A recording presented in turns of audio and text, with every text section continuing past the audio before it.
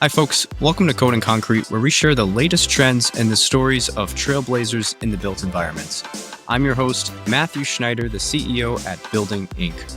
Joining us today, I have two phenomenal guests for you, Paul Eckert and Robert Austin. Gentlemen, welcome to the show. I'm looking forward to diving into what you're working on. Hey, really nice to meet you. Again, Safepro Technologies, Robert and myself have been working on Safepro Technologies for a long time now. Our passion to save lives is very intense, and we're always working on this project, and we are ready to win and fight back against active shooter. So thanks for having us. Give a quick information about myself, and then we'll turn it over to Robert. Again, I'm Paul Eckert. I'm the founder of the company. My passion after a 20-year law enforcement career was active shooter response, and I trained it. And I learned that we just weren't doing enough to fight back against this terrible thing called active shooter. It's ripping our communities apart and households, and it breaks our hearts. So Robert and I are here to fight back and win at active shooter, because it's just getting so bad. So with that being said, I really intensified active shooter response training with law enforcement officers, and I found out that the human brain just doesn't function under that amount of stress.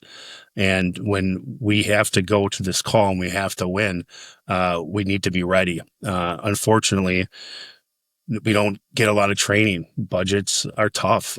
So sometimes we're just not prepared enough to do well in that active shooter response. I had officers coming up to me and saying, Paul, I can't hear where the shots are coming from. And it was really hard to tactically maneuver through that situation. And so I said to myself, I'm like, okay, we have to think for individuals in real time. I got kids, Robert has kids, and they're not tactical. And we have law enforcement officers that were on the job for 25 years, and they're coming to me, and they're just not doing well, even in the training environment when we amplified it up. So, watching them struggle in that training makes me feel like when the real thing is happening, that we would really make bad mistakes during that and not get to that threat as fast as possible.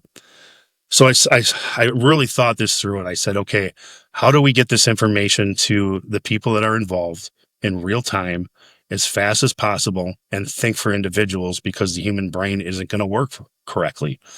And what I came up with was, we have to communicate. We have to show images on the wall. We have to push people away from danger, because separation is key when it comes to active shooter and just dangerous event responses. So you got ground zero in any dangerous event, and that could be a fire, that could be a chemical spill, but it starts somewhere. The active shooter starts somewhere. And we have to get to that dangerous event, the people that are responding, and stop it. And then we got to push the people that are victims away from that dangerous event. And our passion is active shooter, but our technology falls under everything. It falls under any dangerous event, because pushing and separation is what we need. What I really came up with is, we have to pick up the dangerous event as fast as we can. We have to immediately push people away from that danger, and that's arrows and X's on the floor and sidewalls in a hallway. And then it also puts an in-room indicator light this is really important for the teachers and the staff to know that dangerous event has immediately occurred, and put that in motion of what they're supposed to do. And that in-room indicator light immediately tells them to lock down and stay in place and stay in a safe environment. And then if it's a evacuational purpose, it will tell them to evacuate in green, and then follow the arrows to the closest exit. So this is that smart kind of city building. Like this is the future of the exit sign. And it really is going to draw attention. And we are so excited to get this out because we know we have that one key component that's going to fight back. And I know that I got into a lot there because I get passionate. Look at Robert trying he's just like, I want to talk too, but Robert, you're coming in this conversation very soon. I've been working on this for so long with Robert. And as you can tell in my voice, we are so passionate because we are so excited on where we're at in our technology and where it's going. So yeah, absolutely. That's a little bit about myself. Yeah. So Robert, want to tell us about your background a little bit? I'm Robert Austin with Safepro Technologies, and like Paul, my background is law enforcement. I first started in law enforcement in 2002. I'm still active duty. I'm currently a command level supervisor. Early on in my career, I became an active shooter instructor, and I've been doing that ever since. I sort of stuck with that aspect because it's near and dear to my heart. I'm kind of passionate about it.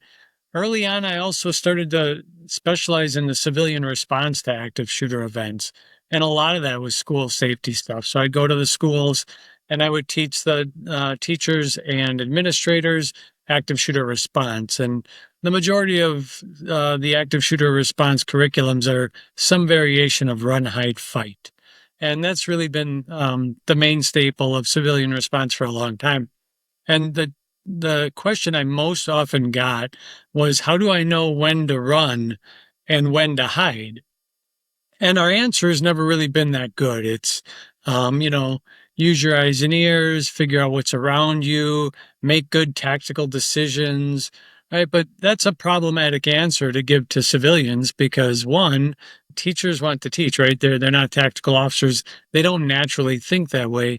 And two, the human body under enormous amounts of stress just doesn't make good decisions. So that's why I think this product is so helpful, not only for schools, but any larger facilities or businesses, because it helps think for the individual. This is an interesting episode for us because it's the first time that we've really been at the crossroads of buildings, building safety, but then also crisis and crisis response. And so for a lot of folks, this is the first time that they've heard of a concept like this.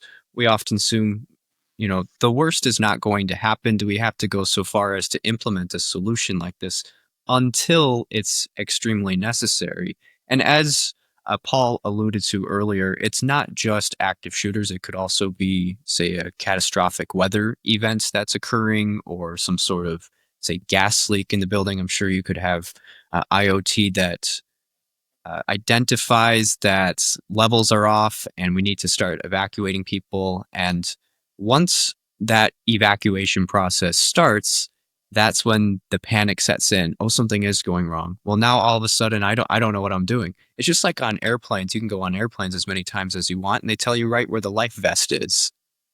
And then as soon as it's time to act, they panic. They don't know what to do. Where's the life vest? It's under your seat. But even something as simple as that can be overlooked. And I think a really good example is actually recording a podcast. Going into this, as soon as it's lights, cameras, action, even simple lines, what I have to do, introduce people or in a public speaking setting, you start to freeze up a little bit. Like the human response, when the adrenaline enters our system, we just stop the critical thinking.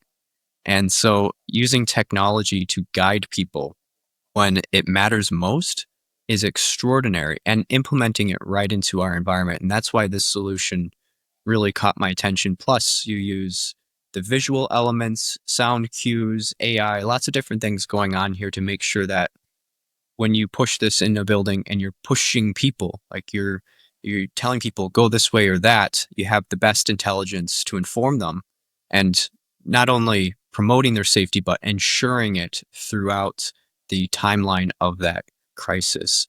So interesting question for both of you.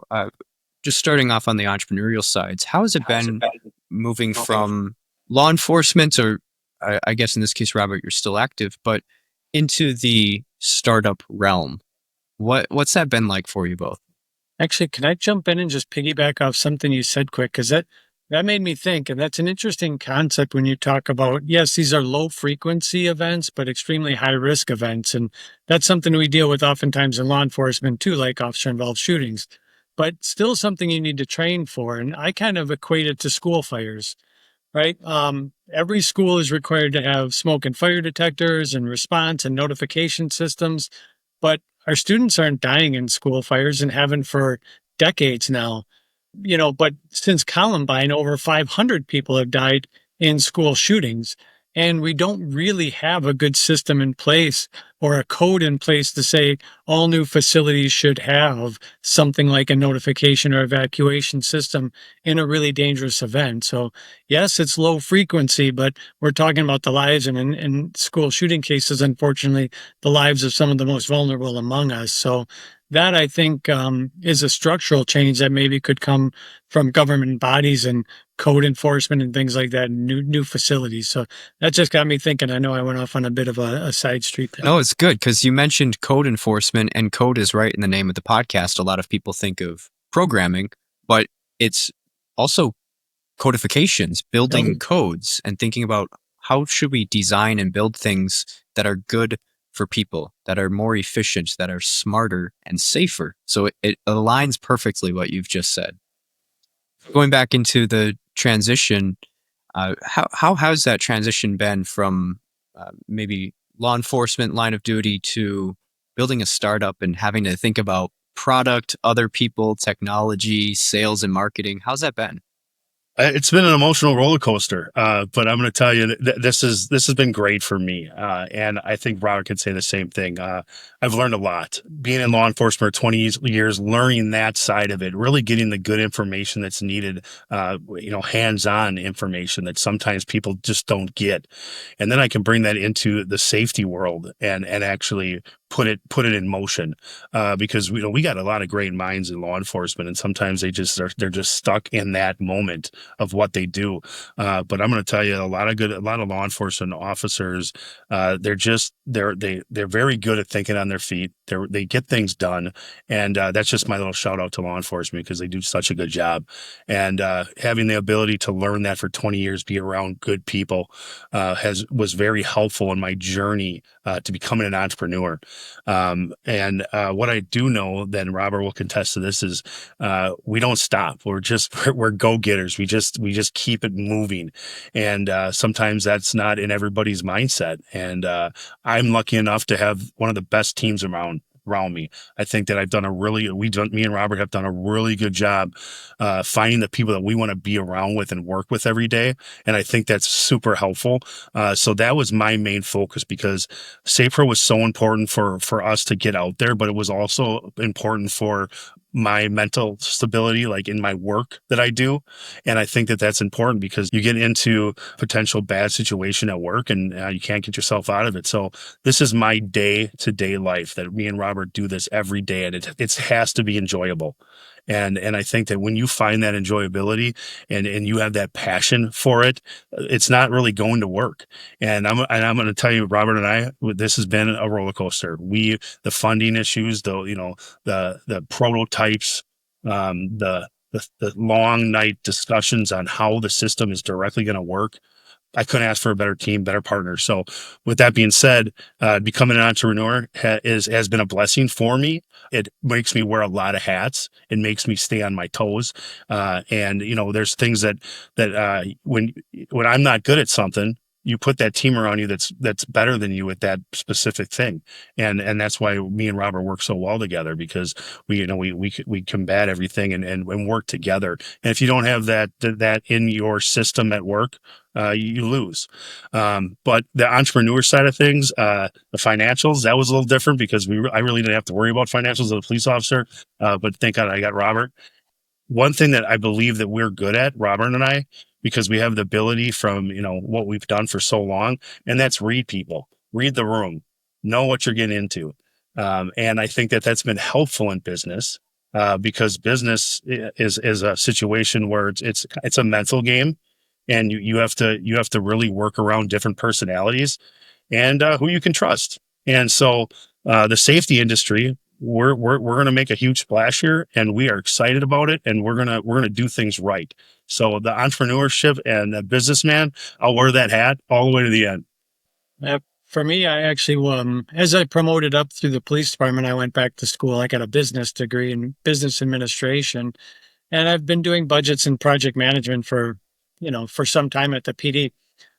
So there's some crossover there, but it's different. A startup is just way, way different than an established business or a police department. So Google is my friend.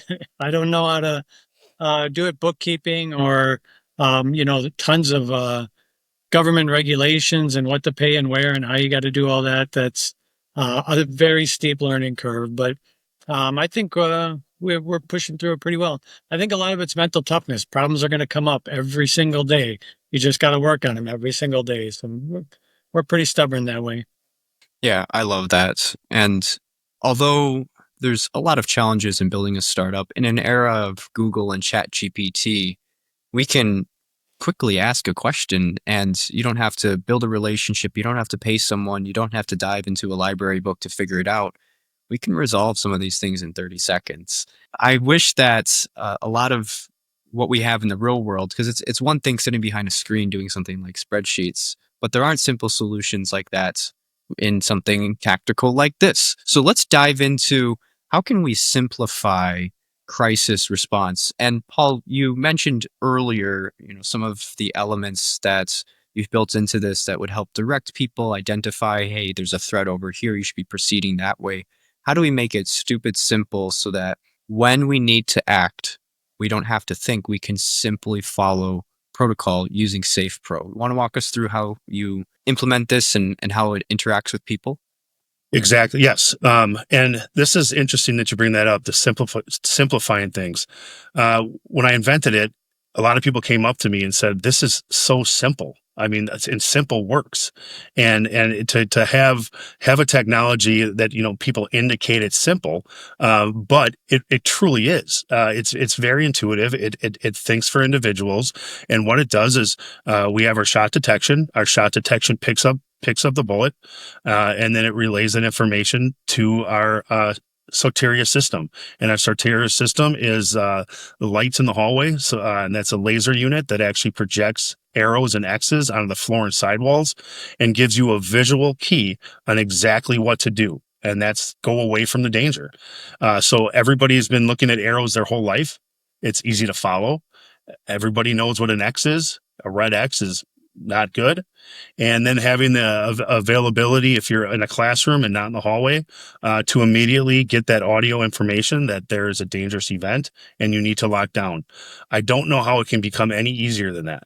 And I'm glad that we have this, because it's going to change the way we handle safety. And that's why we're so excited, because it's simple, but it's effective. Yeah, I'll say that we all know what the animal instinct responses are in human beings, right? It's fight, flight, or freeze, essentially. And those are panic responses. And that happens in law enforcement too. Again, that's something we have to inoculate ourselves from. And that panic response comes from essentially not having a plan. If you have pre-planned practice responses, again, I keep going back to it because this is how law enforcement is taught. When I get a call, and there's maybe a guy with a knife at a house, and when I'm on my way out to that call, I'm not like listening to the radio and updating my Pinterest board. I'm thinking of everything I might find when I get out there and what I'm going to do with that particular situation. What if I get out there and everything's quiet and I don't see anybody? What if people are screaming and running all over the place? What if the guy with the knife is in the front yard? What if he's in the doorway with the person? Whatever that situation is, I'm thinking through every single one I can come up with and then thinking through what my best response is going to be. And I do that so when I get on scene, I can take in what I'm seeing, put it into one of the categories I've already thought through, and go right to immediate action and hopefully save lives. So that pre-planned practice response, giving somebody a plan, cuts through all that panic. So in this case, in the panic of an emergency event, say at a school, well, when something really intuitive, like when a green arrow flashes on the wall, you don't have to think about what that means. You know what green means instinctively, intuitively, and you know what arrows mean intuitively. So having that plan sort of right there on the wall in front of you, oh, green arrow this way, I'll go that way. That cuts through that panic and that panic response of fight, flight, or flee, where people are sort of given this easy to follow direction in a panic situation. Absolutely. And it goes back to the whole idea of how do we simplify something, because you have two options. Either you do teach people the procedures or you offer them some sort of tool. And the same way we don't want to become attorneys and accountants and project managers, in addition to many different roles, to teach school children? I mean, you could teach them to flee, but how do you teach fight? And how do you prevent freeze? Like, or teachers, you said it earlier, teachers are there to teach. They're not there to be law enforcement, right? Essentially, or first responders. So giving people the tools so that they can focus on what they want or what's most important to them, what they're best at. And you can think of this at scale, because while we're applying this to schools, we could also think about offices or stadiums, any sort of large venue where you're going to have a lot of different people. You know, when I go to a venue, of course, there's exit signs, and you can see there's the exit signs here. But I'm there to network, or I'm there to speak, or I'm there to do business. I'm not thinking about, all right, who's the threat here? How do I quickly evade this? Or what do I have to do during a fire? People just aren't programmed to that. And I think a solution like this, it's not just efficiency, but it's offering peace to people. This particular topic, the training can actually create the anxiety as well. It's not a altogether uncommon response that somebody goes through this training. This is difficult topic material to discuss and to think about and talk about. And the training itself can cause anxiety and some stress response. So again, this is just an intuitive way to kind of cut through all of that. I want to Absolutely. piggyback on that real quick. And one thing that Robert and I found out on our startup journey with this product is truly what also we get from this is it's not when it happens, we're going to help and navigate through that and fight back against active shooter. But the training aspect of this is so huge. Robert and I have seen that, schools, other even buildings, factories, they just don't have the tools or the ideas to train correctly and get people ready for an incident like this. And what we're excited about is we give them a kid-friendly, slowing the brain down option that doesn't scare individuals. And we actually are going to put this in motion because we're not doing enough training. Schools are just not doing it. And I think it's important that we have to start. And what this does is we have that option in our portal that if you are authorized as a facilities leader or superintendent or even a facilities manager, if you have the ability, you could train by just turning our system on. And once that system's on, they kind of have the ability to follow it. It doesn't have the mind race, but it gets people thinking about how to be better when that situation occurs. And that, I think, is one of the biggest things we get out of this because it puts the training back in motion, but doesn't put people in a fear mode. Right. The context to why the arrows are now on the wall is pretty important. And like you said, here, the arrows are on the wall. Let's go through just making our way outside of this building. And again, this could be any sort of building, it sounds like. I think factories are a great example, or even an apartment complex. There's been some news around the world recently of buildings that caught on fire, and it led to a great number of deaths.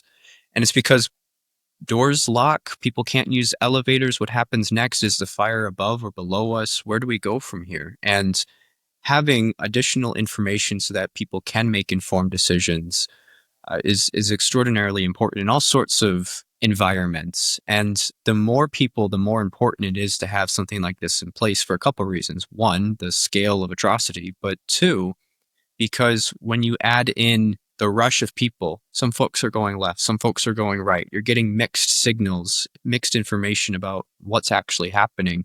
You need something to cut through the noise. And they often say you want to be signal within the noise. And this is a literal signal, either a visual cue or audio or maybe a platform. Like it becomes a source of truth amidst the chaos that people can fall back on and say, whatever, I'm following what's on the wall. I know that's the shortest and safest way to the exit. Robert, do you have anything to add to that? I just like we talk about every day how we are so blessed that we have the ability to train for individuals because we know how the pain points behind the training. As much as you can get up in front of a class, teachers they take it serious. They want to win, but they don't want to think about it, and they want that security blanket. And I think that our product does that for them. It really helps them feel like there's someone that has their back. And I think right now we just aren't doing enough for staff. and our employees. So having the training aspect, I think it's going to put it in motion too, that this is important and we need to do more of it. And it's not overwhelming. And I think that it's going to be so much easier for facilities managers and schools to get around that panic of training for active shooter, because no one's talking about it. Can't put a Band-Aid on it anymore. We have to fix this problem. And this will motivate individuals to trigger the system and train it, and then talk about it if needed, because this isn't going away. And so we have some here from start to finish. 100%. So on that note, brief question. Are you guys looking at different types of buildings, different types of facilities? Is it primarily schools at this point, or do you have like a second type of property that you'd like to roll this solution out in? So I'll go real quick, Robert. I know you can piggyback off this one, but for us, our passion when we came up with this idea was for children, because those are the ones that are getting hurt the most on here. But realistically, this is happening in every place, employment, where we work, hospitals, stadiums, casinos, where there's people, there could be an active shooter. And so we are in the market for everybody. It's not just schools.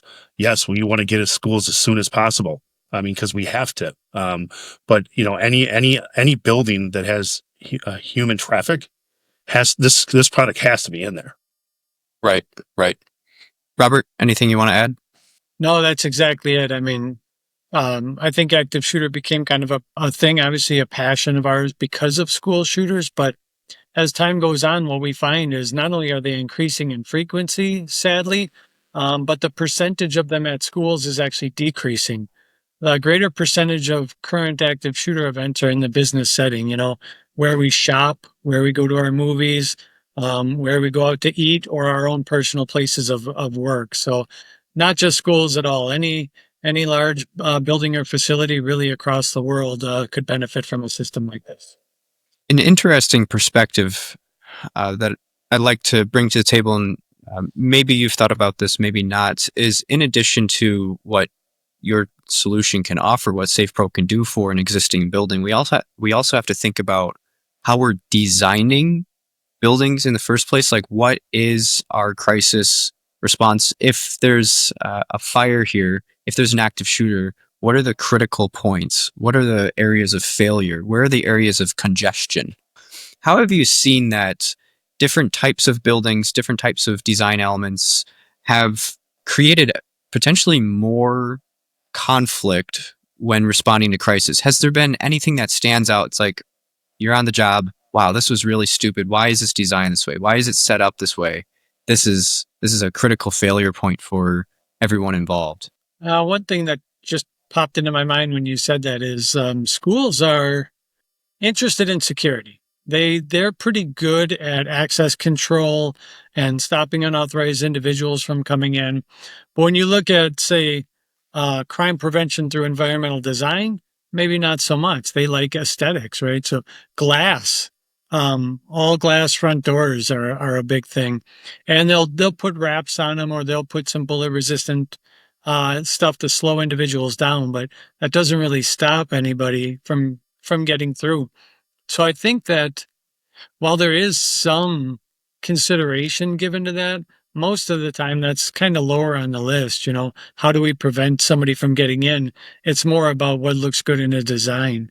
So that one just popped into my mind because that's a bigger trend right now, all glass fronts. Well, that being said, how do you balance design and aesthetics? Because we don't want schools to look like prisons. So what's the trade-off, do you think? That is sounds like such a simple question. There is a ton to that, because it depends on what your environmental design looks like there. It depends on what kind of security apparatus or personnel you have in place inside of that building. You're exactly right. We don't want our schools to look like prisons, and we don't want to have to think about school safety every day, all day.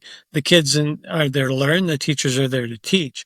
But, kind of like Maslow's hierarchy of needs, you have to feel safe before you can learn. So I do think that there's a place here where school safety needs to be a primary consideration. And again, the individuals or schools that are going with the glass front, a lot of them are putting a wrap on so you can't see from the outside in, or they're looking at the films to reduce the impact of gunfire and the ability for individuals to get in. I agree with that 100%. The only, with new construction, I think it's important for new construction to really break down what safety needs that they're looking for, and find new technology that works. And what's the most important to them. One thing I'd like to push with new infrastructure, and even infrastructure that's already in place. Running PoE more than the next, put more PoE cables in for upcoming products that you'd like to put into your school. Make it easier, make it fast. If you're running wire, you might as well run 10 PoEs, so they're just there. I know it probably have an upfront cost of that, but in the back end, I think they would save money by having the ability to put in place new technology, and having PoE cables is one of them. There's a variety of technology opportunities that could be implemented, whether it's software or physical, like cables, or ways to design these, or different types of glass. There's a lot of different ways that we can get creative, but then also use that to our advantage. I mean, thinking about the wraps, we know that it can add colorful elements to, say, the outside of a building, so that it doesn't just look like you're walking into a gray box. But it does have that benefit that from the outside, with a combination of the light and just how our eyes perceive the wrap patterns, you can't see in, but it allows people inside to see out. So there's cool quirks and illusions and technology innovation that can be rolled out. And I think that's a really good point. And I don't know how often the conversation of public safety is brought up in the design process, because often when people think of codifications, they're thinking fire codes, or is this a wetlands? Like, what do I have to be conscientious of what's being built there? But you forget about the people elements. Like, what do they want to see? What offers them comfort walking into this? And some of it's because it can't be monetized. And a lot of these public facilities, like, you can't charge more for a brewer's ticket because it's a safer building. So why should I invest into the technology? Versus, if I don't meet the fire code, I get fined. Or if this is ugly, people don't want to attend the games. They're going to watch it on the TV. Yeah, and some, like the wraps you bring up, is a double-edged sword, right? So as a law enforcement officer, I think, what am I going to do tactically coming up to an emergency event in that school? And that's great that a bad guy can't see in and the good guys can see out. But if the bad guy's already in the school and now law enforcement is coming up to an all glass front that they can't see into, tactically, that's a really difficult situation for us to overcome. So I think it's always good to have that law enforcement perspective when you're designing these public facilities. As far as, say the Brewers can't charge more for a safe game, true. But there is cost to these events when they do happen. Lawsuits, obviously, loss of revenue. It's kind of like an insurance policy, right? And not only can you tout your building or facility as safe ahead of time, but if it helps mitigate the damage, that cost is going to be made up tenfold on the back end. These events always have massive lawsuits and of course loss of life on the back end. So it as an insurance policy, I think it's well worth it. For sure, for sure. That was one of the things that came to mind. I think that's a great point.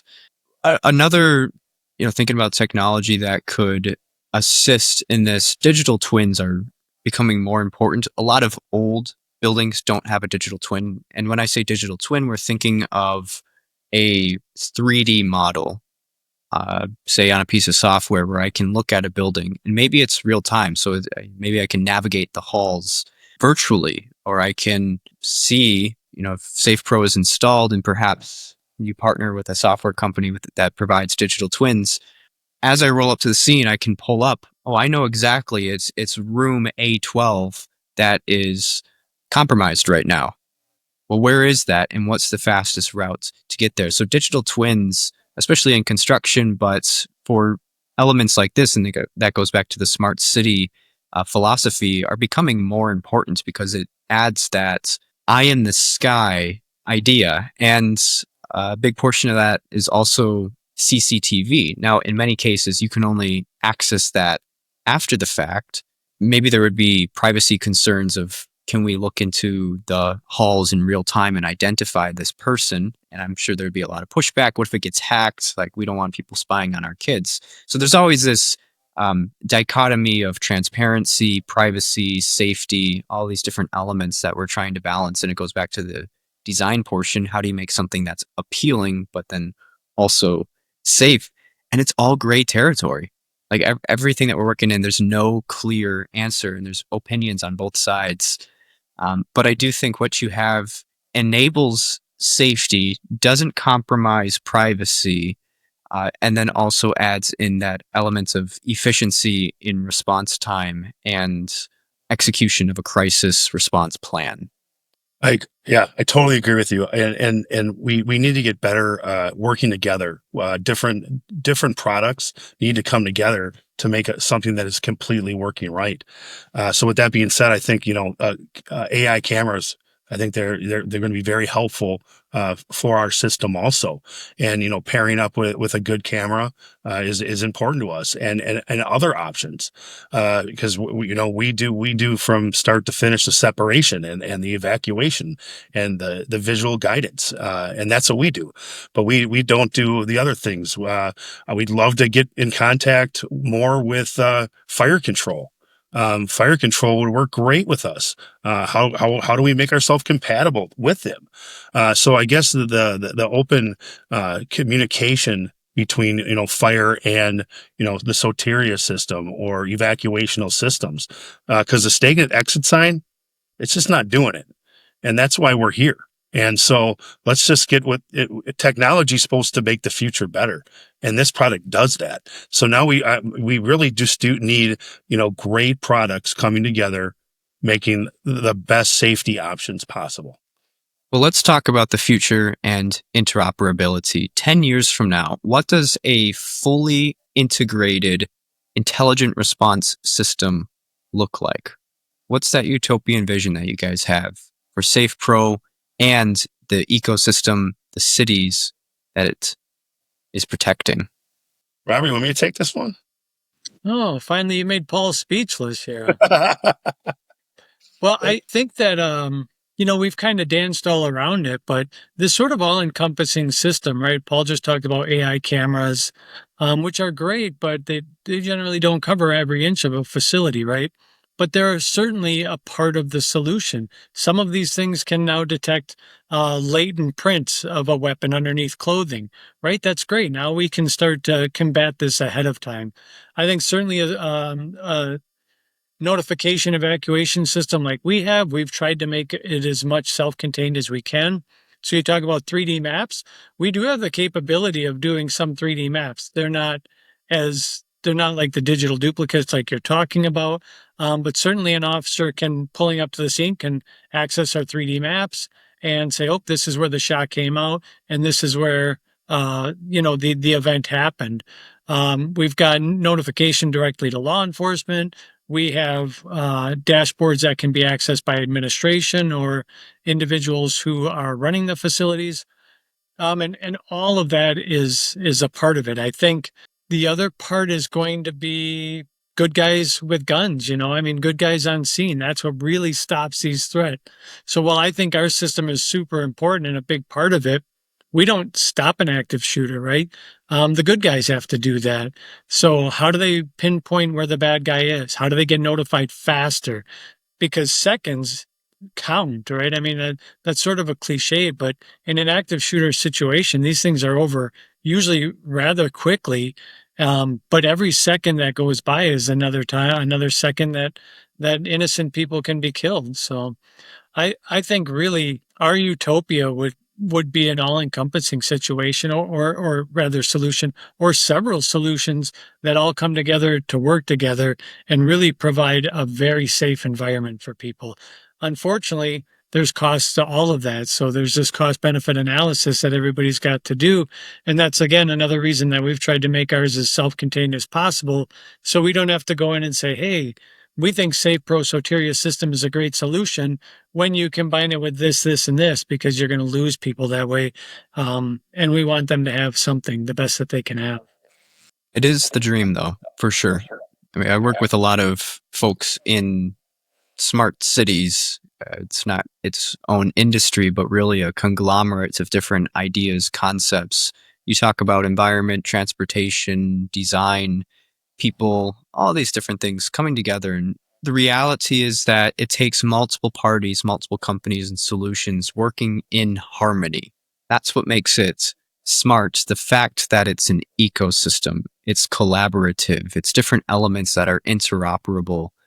Because we can't build it all, and it's greater than just a technology solution. It's also who has to physically be there, who has to respond, what training do they have, what's causing these crises or crises to occur in the first place. How do we address that? How do we build the buildings? Even public transportation or transportation methods at large, where you have groups of people coming together, getting on a train, getting on a bus, standing in a subway. Like, these are all different areas that could stand to benefit from a solution like this as well. But it just requires a myriad of industries and professionals, different backgrounds coming together. For example, you need a civic engineer who says, I want to think about how we can exit safely hundreds of people from this building really quickly. And if it's just a sidewalk in front of that building and then a busy road, you've not created an environment where people can get out.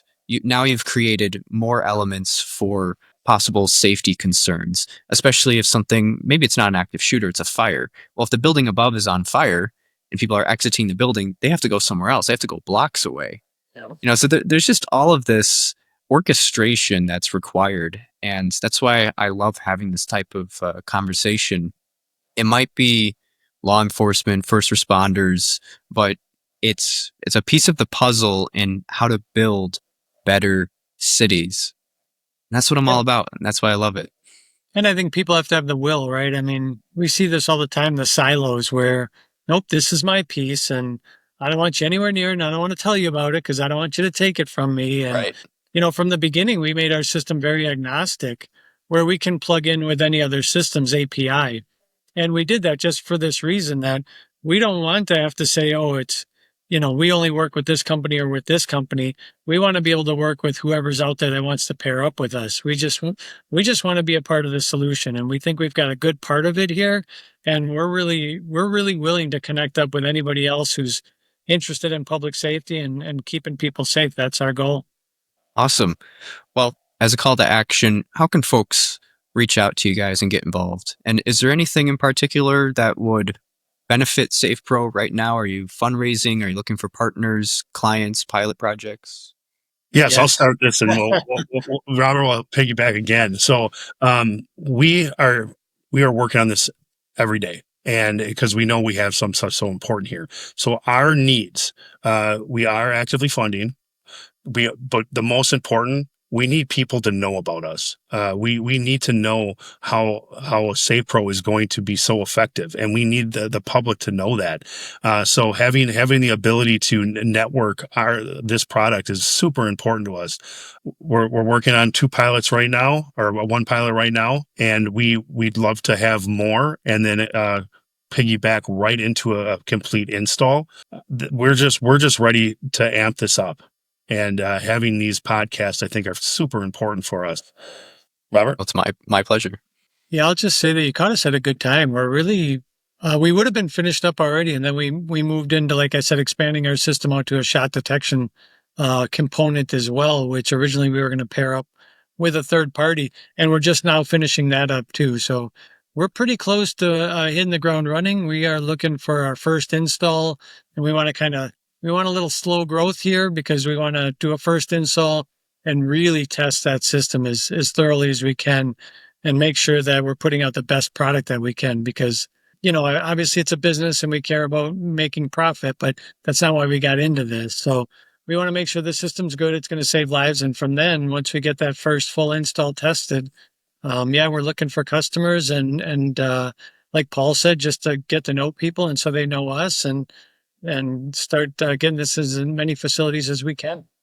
Fantastic. I'll have links to your social medias as well as SafePro's websites that people can investigate what you're working on and hopefully reach out and try to collaborate in some way. This has been a really good conversation. I appreciate both of you guys coming on and sharing your backgrounds, sharing your passion, and how you're making the world a better place. Thanks, man. We appreciate it. We could talk about this stuff all day. It's what we think about nonstop. So it's nice to sometimes tell somebody other than Paul. Hey, that's the life of a founder for sure. So we appreciate the time. Thank you. Thank you. Thank you very much. Until next time, then.